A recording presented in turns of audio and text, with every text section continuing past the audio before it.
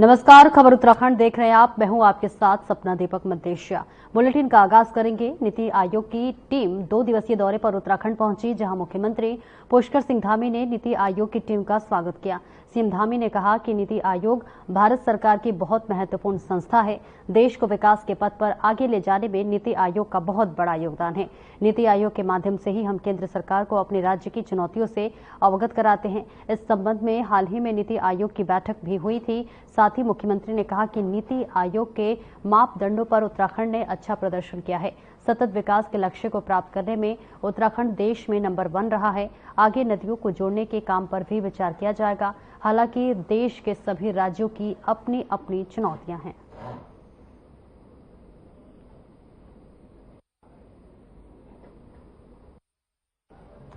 तो देखिए, नीति आयोग की टीम उत्तराखंड पहुंची हुई है, जहां पर मुख्यमंत्री पुष्कर सिंह धामी ने जो है भव्य स्वागत किया है। तस्वीरें भी आपको दिखा रहे हैं।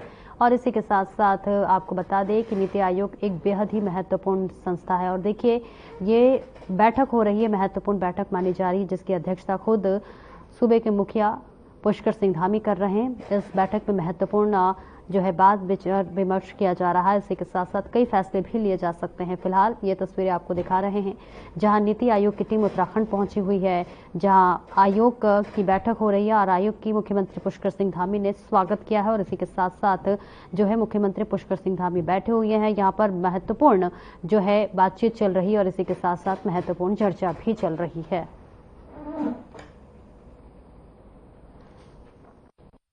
और वहीं बीजेपी प्रदेश अध्यक्ष महेंद्र भट्ट ने केदारनाथ विधानसभा उपचुनाव के तहत बीजेपी पदाधिकारियों और वरिष्ठ कार्यकर्ताओं के साथ बैठक कर बूथ स्तर पर जुटने का आह्वान किया है। उन्होंने अपने संबोधन में कार्यकर्ताओं से कहा कि जीत तो सुनिश्चित है, लेकिन सभी कार्यकर्ता केदारनाथ उपचुनाव में ऐतिहासिक जीत के लिए चंपावत का भी रिकॉर्ड तोड़कर नया रिकॉर्ड बनाने के लिए कार्य में जुट जाएं। वहीं इस बैठक में प्रदेश महामंत्री आदित्य कोठारी, विधायक और विधानसभा संयोजक भरत सिंह चौधरी सहित वरिष्ठ कार्यकर्ता मौजूद रहे।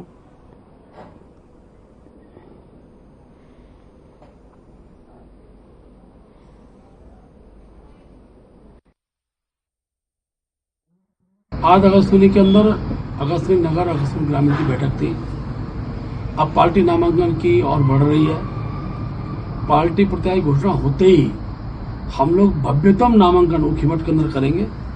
भारतीय जनता पार्टी के प्रत्याशी के साथ साथ सभी कार्यकर्ता उस नामांकन में उपस्थित हो, आम मतदाता उपस्थित हो और नामांकन के दिन ही भारतीय जनता पार्टी की जीत प्रदर्शित हो। इस भाव के साथ बैठकें, इसके साथ साथ आगामी दिनों के अंदर बूथ के प्रबंधन बैठकें होनी है। बूथ कमेटी की बैठकों की तिथि हमने तय की है। और केदारनाथ उपचुनाव की तिथि घोषित हो गई है। उपचुनाव को लेकर बीजेपी ने 6 लोगों का नाम भी केंद्रीय पार्लियामेंट बोर्ड के पास भेज दिया है। वहीं कांग्रेस ने भी अपनी तैयारी तेज कर दी है। कांग्रेस ने भी 4 लोगों की पर्यवेक्षक टीम बनाकर राज्य क्षेत्र में भेजा है, लेकिन अभी तक उम्मीदवार को लेकर कोई घोषणा नहीं हुई है। उपचुनाव की तैयारी को लेकर कांग्रेस के वरिष्ठ नेता प्रीतम सिंह ने कहा कि जिस दिन से केदारनाथ विधानसभा सीट खाली हुई थी, उसी दिन से कांग्रेस ने लोगों से जनसंपर्क करना शुरू कर दिया था। प्रदेश प्रभारी ने 4 पर्यवेक्षकों की नियुक्ति कर दी और ये पर्यवेक्षक जल्द ही अपनी रिपोर्ट भेजेंगे। उसके बाद पार्टी उपचुनाव के लिए अपने उम्मीदवार की घोषणा करेगी।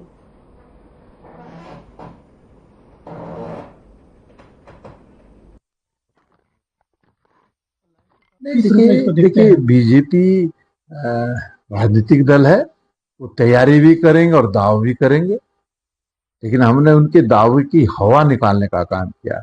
हम बद्रीनाथ जीते, बद्रीनाथ में भी मंत्रियों की तैनातगी थी। संगठन भी जो है ग्रास रूट पर काम करने का दाव कर रहा था। केदारनाथ के अंदर जो स्थितियां हैं वो एकदम इतर है। केदारनाथ में आप देखिए, जो 4 धाम यात्रा थी, 4 धाम यात्रा को संचालित करने में सरकार पूरी तरीके से विफल साबित हुई है। और उसके साथ साथ केदारनाथ धाम को जो है दिल्ली में स्थापित करने का कुकृत्य जो है सरकार ने किया है। लोगों में आक्रोश है उसको लेकर के। जो है सोने का प्रकरण जो है केदारनाथ में, उस विषय पर भी जो है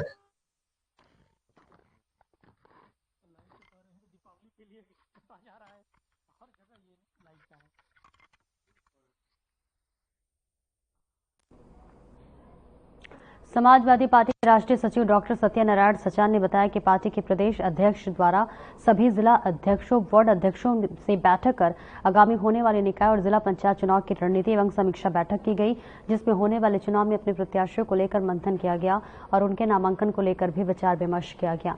डॉक्टर सचान का कहना है कि प्रदेश में होने वाले नगर निकाय चुनाव और जिला पंचायत चुनाव में पार्टी अपने प्रत्याशियों को उतारेगी। साथ ही उन्होंने कहा कि जिला पंचायत के चुनाव में उनकी पार्टी की मुख्य रूप से लड़ने की पूरी तैयारी है, जिसमें वे अपने पार्टी कार्यकर्ताओं के साथ पूरी ताकत के साथ चुनाव लड़ेंगे।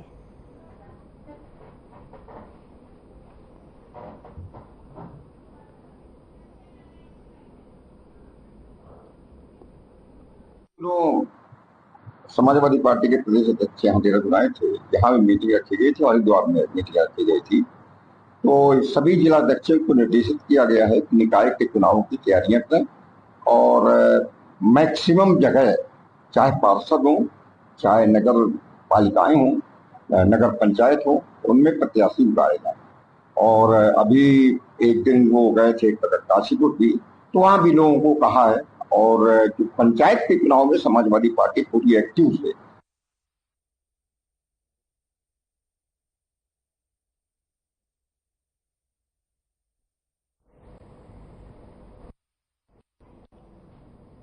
और केदारनाथ विधानसभा के उपचुनाव के लिए कांग्रेस पार्टी प्रत्याशी के नाम पर मंथन कर रही है, जिसके चलते कांग्रेस पार्टी के प्रदेश प्रवक्ता शिषपाल सिंह बिष्ट ने अपनी तरफ से केदारनाथ विधानसभा सीट के लिए दावेदारी की है। इसको लेकर शिषपाल सिंह बिष्ट ने कहा कि वो केदारनाथ विधानसभा क्षेत्र के निवासी हैं, जहां वो राजनीतिक और सामाजिक रूप से भी सक्रिय हैं। साथ ही उन्होंने कहा कि अगर पार्टी ने उन्हें प्रत्याशी बनाया तो वो वहां कांग्रेस की जीत का परचम लहराने का काम करूंगा, क्योंकि वहां की जनता पिछले 7 सालों से बीजेपी के कुशासन से त्रस्त है।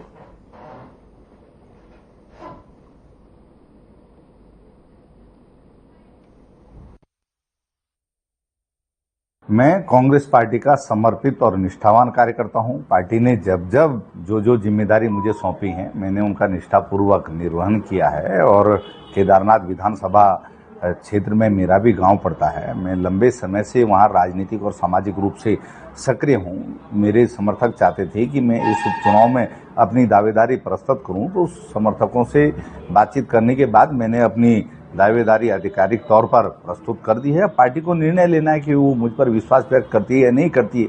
अगर पार्टी ने मुझे प्रत्याशी बनाए तो निश्चित तौर पर मैं वहां पार्टी की जीत का परचम लहराने का काम करूंगा, क्योंकि आज केदार घाटी की जनता भाजपा के 7 साल के कुशासन से त्रस्त है। जिस तरीके से वहां स्थानीय बेरोजगारों का रोजगार चौपट हो गया है।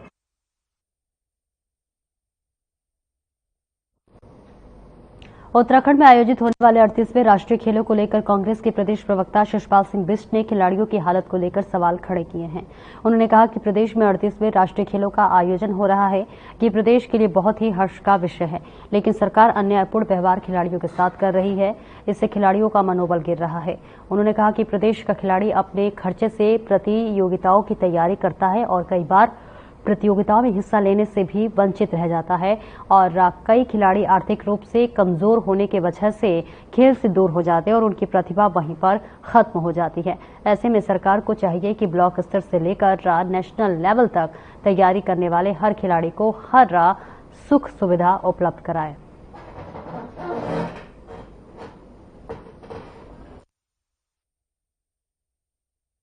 देखिए, राष्ट्रीय खेलों की बात सरकार कर रही है कि उत्तराखंड में होंगे, बहुत खुशी की बात है। निश्चित तौर पर राष्ट्रीय स्तर के आयोजन अगर प्रदेश में होते हैं तो निश्चित तौर पर प्रदेश को इसके लिए गौरवान्वित होना ही चाहिए। लेकिन मेरा सरकार को सुझाव है कि जिस तरीके से राष्ट्रीय आयोजन हो रहे हैं, केवल उन्हीं से काम नहीं चलेगा।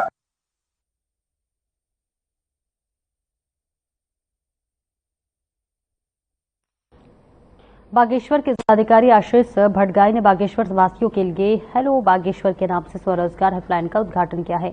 बागेश्वर डीएम आशीष भटगाई का दावा है कि हेलो बागेश्वर हेल्पलाइन के माध्यम से ग्रामीण जन शिकायतों को सुना जाएगा और तेजी से कार्रवाई को अमल में लाया जाएगा। हेलो बागेश्वर के माध्यम से स्वरोजगार लाभार्थियों की परेशानियों को भी सुना जाएगा। साथ ही उन्होंने बताया कि ग्रामीणों को कोई भी जो समस्या विभागों से संबंधित है, उनकी शिकायतों को भी हेलो बागेश्वर के माध्यम से सुनकर समाधान की दिशा में कार्य किया जाएगा।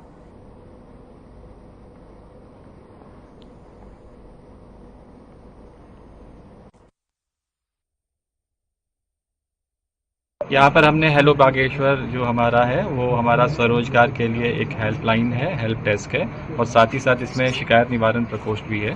तो इसमें हमारी जितनी भी स्वरोजगार परक योजनाएं हैं उसके जो भी लाभार्थी होंगे तो उनका पूरा डेटाबेस यहाँ पर हमारे पास उपलब्ध है यहाँ पर, और उसको हम इंडिविजुअली ट्रैक करेंगे कि अगर कोई लाभार्थी है उसको कहीं कोई प्रॉब्लम हो रहा है या कोई डिपार्टमेंटल कोऑर्डिनेशन या बैंक से उनको कोई समस्या है तो उसका संबंधित बैंक्स के द्वारा और संबंधित विभागों के द्वारा निराकरण करके उनको अवगत भी कराया जाएगा।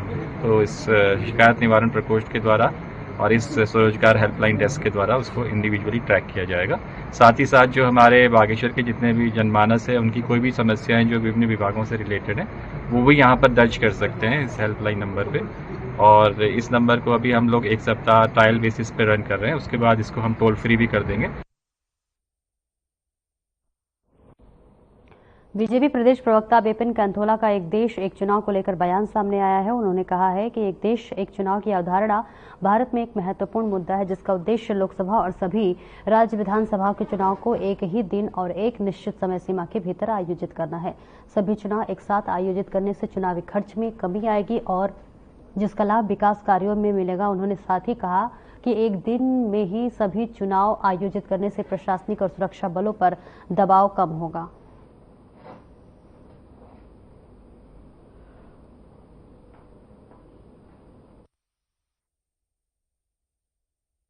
मोदी जी ने इस देश के अंदर जब हमारी सरकार बनी तो इस और काम भी किया और हमने one nation one ration card को लेकर भी जो है देश के अंदर काम हुआ।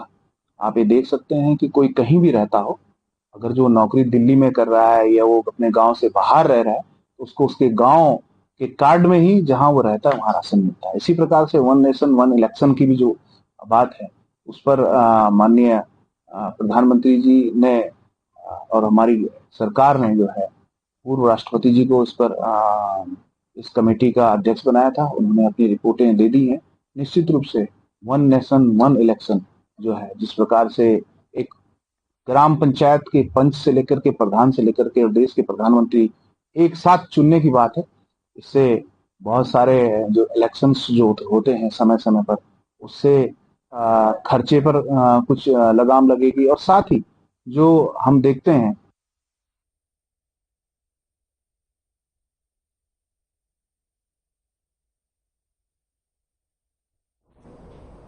और रुड़की आईटी मेस में चूहे मिलने की खबर चलने के बाद खाद्य सुरक्षा अधिकारी रुड़की आईटीआई पहुंची और आईआईटी पहुंचने के बाद मामले की गंभीरता से जांच कर प्रबंधन को नोटिस जारी करते हुए 3 दिनों में जवाब मांगा है। खाद्य सुरक्षा विभाग के सीनियर अधिकारी महिमानंद जोशी ने बताया कि अगर 3 दिनों में उनका जवाब नहीं मिलता तो अग्रिम कार्रवाई अमल में लाई जाएगी।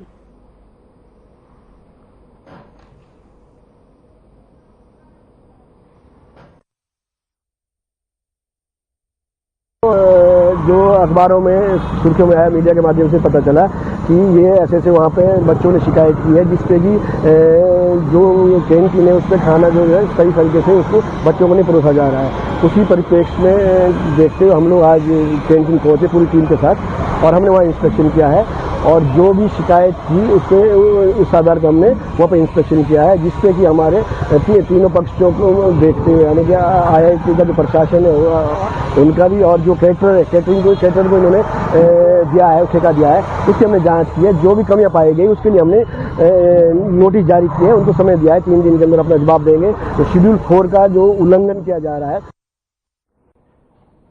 और देहरादून मसूरी क्षेत्र में एमडीडीए की कई सारी परियोजनाएं चल रही हैं और उनमें से कुछ परियोजनाएं पिछले कुछ समय से रुकी हुई थी।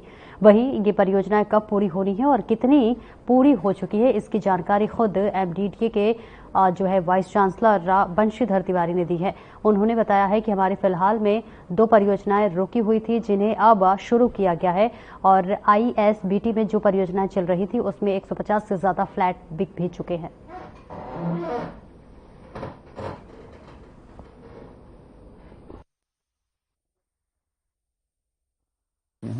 आलियन की हमारी शीघ्र ही रेरा में रजिस्ट्रेशन की कार्रवाई पूर्ण हो जाएगी तो उसे हम लोग मार्केट में लॉन्च करने वाले हैं। उसमें भी अच्छे लोगों की उत्सुकता है उसको लेकर के और लैंड पूलिंग पॉलिसी के तहत हम 2 ज़मीनें अभी खरीद रहे हैं जिसमें तलपट मानचित्र हम लोग लेकर के आएंगे ताकि फ्लैट के साथ साथ जो प्लाट का डिमांड है वो भी हम दे सकें लोगों को।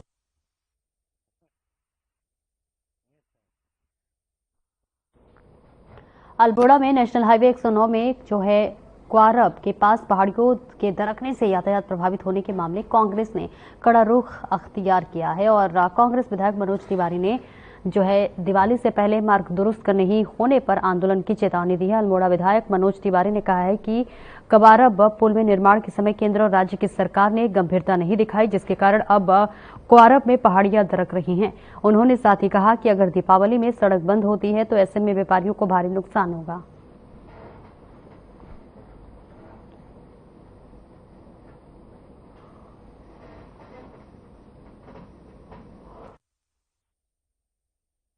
जो क्वारब में राष्ट्रीय राजमार्ग का पुल है और वो पुल के निर्माण होने के पूर्व भी और बाद आज भी लगातार ऊपर से भूस्खलन हो रहा है और बड़ी तीव्र गति से हो रहा है और ये आज ही नहीं हो रहा है, ये काफी लंबे समय से हो रहा है। लेकिन ये बड़े दुखद विषय है कि राज्य निर्माण विभाग के जो अधिकारी हैं, नेशनल हाईवे के जो अधिकारी हैं या प्रदेश सरकार या केंद्र सरकार इसकी गंभीरता को नहीं समझी और आज बहुत यात्रा मार्ग बाधित हो रहा है।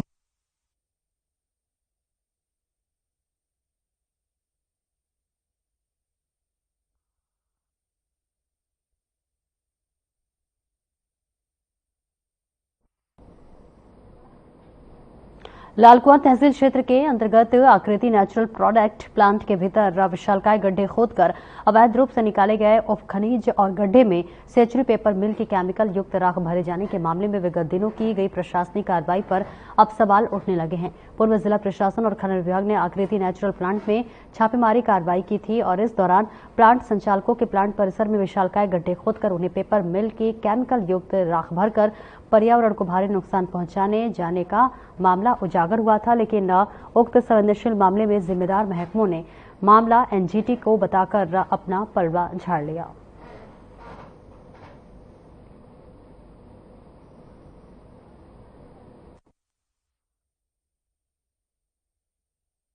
के ही माध्यम से मतलब मीडिया के माध्यम से ही जानकारी मिली थी कि केमिकल जो है वो डाला जा रहा है।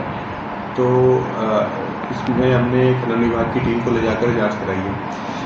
तो जांच में ये पाया गया कि कुछ राख टाइप का मटेरियल उसमें डाला जा रहा है, जिसको हमने अभी रुकवा दिया है।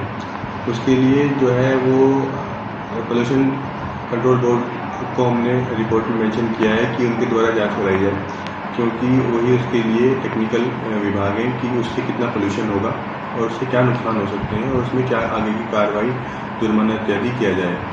तो अभी रिपोर्ट हम उसको प्रेषित कर रहे हैं। अगली कार्रवाई से आपको अवगत कराएंगे। गड्ढे खुदाई की पैमाइश की है और इसमें बताना चाहूँगा कि जिस गड्ढे की हमने पैमाइश की है उसमें पूर्व से जुर्माना लगाया गया है। ऐसा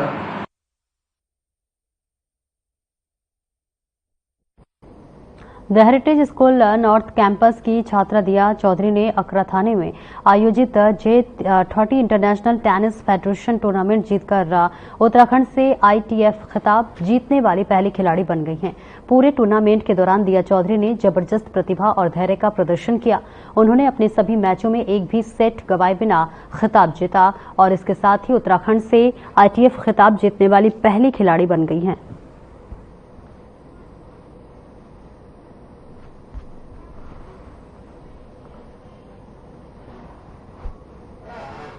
इस लेवल पे खेलना डिफ़िकल्ट होता है, पर अगर मेहनत करते रहेंगे तो अच्छा ही होता रहता है। और मैंने बहुत प्रैक्टिस करके गई थी इस बार, तो रिजल्ट भी अच्छा है, तो I am very happy with this.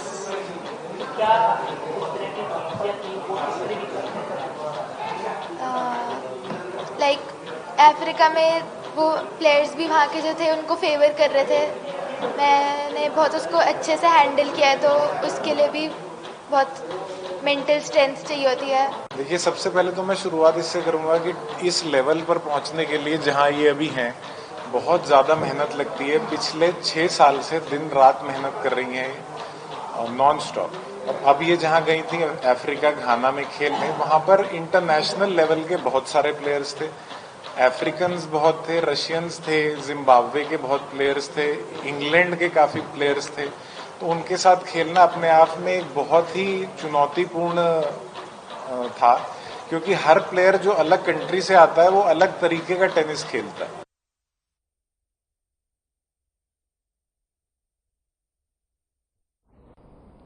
जीवन साथी के दीर्घायु के लिए सुहागन 16 श्रृंगार के साथ आज करवा चौथ का व्रत रख रही हैं और वही पति के लिए जो है पत्नियां 16 श्रृंगार करके चांद के सामने पूजा करेंगी।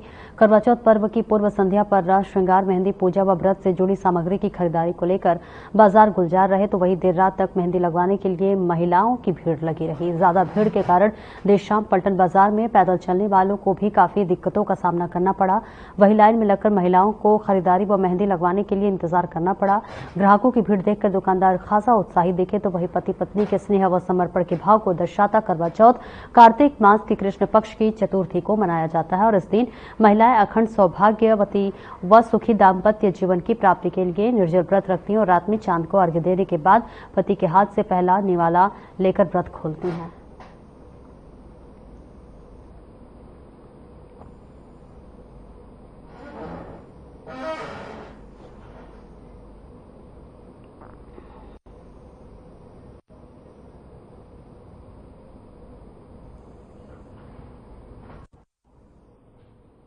उधम सिंह नगर जिले के किच्छा अंतर्गत भारतीयम स्कूल में स्पर्धा 2024 वार्षिक प्रतियोगिता का आयोजन किया गया। कार्यक्रम में बतौर मुख्य अतिथि पहुंचे पूर्व केंद्रीय मंत्री एवं नैनीताल उधम सिंह नगर लोकसभा सांसद अजय भट्ट ने फीता काटकर प्रतियोगिता का उद्घाटन किया। 2 दिवसीय आयोजित प्रतियोगिता में स्कूल के छोटे छोटे बच्चों ने तमाम सांस्कृतिक एवं खेलकूद प्रतियोगिता में अपनी प्रतिभा का प्रदर्शन किया। वहीं बच्चों द्वारा सामूहिक रूप से तमाम मनमोहक प्रस्तुति दी गई। कार्यक्रम में तमाम अभिभावकों ने शिरकत कर बच्चों का उत्साहवर्धन किया।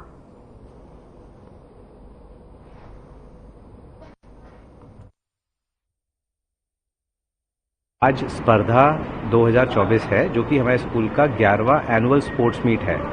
इसमें अलग अलग इवेंट्स होते हैं। हमारे टोटल 600 अलग अलग रेस और जंप टाइप के इवेंट्स हैं और पिछले 12-13 सालों से लगातार हर साल, सिवाय कोविड का एक साल छोड़ देते हैं, हर साल स्पोर्ट्स मीट होती है जिसमें बच्चे इन सारे इवेंट्स में पार्टिसिपेट करते हैं और ये बहुत इंपॉर्टेंट है क्योंकि आप देखेंगे भारत की टीम ने ओलंपिक्स में इस बार बेहतर प्रदर्शन किया और हर साल हम लोग कोशिश कर रहे हैं एज अ देश कि हम बेहतर करें और उसकी नींव मेरे को लगता है स्कूल में ही डाली जा सकती है और as a school, as a education place ये हमारा दायित्व भी है कि हम बच्चों को इसके लिए प्रोत्साहित करें, उनको मौका दें। जी, हमारे यहाँ पे 11th एनुअल एथलेटिक मीट स्पर्धा 2024 चल रहा है।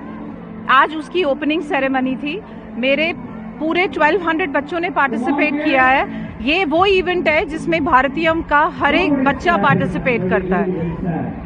क्या उद्देश्य है मैम और मतलब कौन सी प्रतियोगिता कौन से नंबर का कार्यक्रम चल रहा है? इसमें बहुत सारी प्रतियोगिताएं होती हैं। आज 46 इवेंट्स लाइंड अप हैं, कल 97 इवेंट्स लाइंड अप हैं। इस बार हमने 2 चीजें इंट्रोड्यूस करी हैं। एक हमने हर्डल रेस इंट्रोड्यूस करी है क्लास 5, 6, 7, 8, 9, 10, 11 एंड 12 सारी क्लासेस के लिए। बहुत ही अच्छा विद्यालय है और मुझे ये जान के खुशी हुई कि 1500 विद्यार्थियों के बाद एडमिशन नहीं करेंगे, जबकि स्थान काफ़ी है। मैंने कारण पूछा तो यहाँ के एडमिनिस्ट्रेशन और जो यहाँ पर हमारे भरत जी हैं या उनके पिताजी हैं या उनके साथी हैं, सब लोगों का ये कहना था कि हम संस्कार देने के लिए ही विद्यालय चला रहे हैं, सही में ज्ञान मिले, बिजनेस के लिए नहीं। तो ये भी एक बड़ी बात है। बहुत ही सुसंस्कृत, बहुत अच्छे बच्चे गेम्स, हर प्रकार का गेम्स बहुत अच्छी तरह से खेल रहे हैं और वैसे भी शिक्षा का काम संस्कार देना है। माता पिता अच्छे विद्यालयों में इसीलिए पढ़ाते हैं कि उनके बच्चों को संस्कार मिले, संस्कारित हों।